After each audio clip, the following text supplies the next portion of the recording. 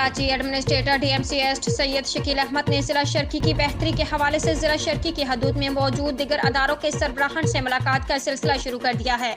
इस सिलसिले में उन्होंने director general KDA Mohammad Ali Shah से उनके दफ्तर में मुलाकात की। इस मौका पर उन्होंने DG के DA मोहम्मद अली शाह को मुख्तलिफ इलाकों की सूरत हाल के बारे में आगाही फ्राहम करने के दौरान कहा कि कोशिश कर रहे हैं कि जिला शर्की में DMCS के अलावा जो भी अदारे काम कर रहे हैं उनके इश्तराक से अमल से शहरियों के मसाइल दूर किए जाएं। DG KDA मोहम्मद अली शाह ने उन्हें यकीन दिलाया कि जिला शर्की में मौजूद KDA के ज़ेर इंतजाम आने वाले इलाकों के मसाइल के हल को यकीनी बनाया जाएगा।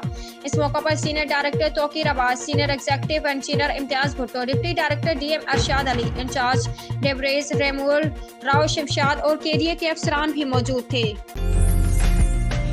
उम्दा में पकाएं और जी भर के खाएं।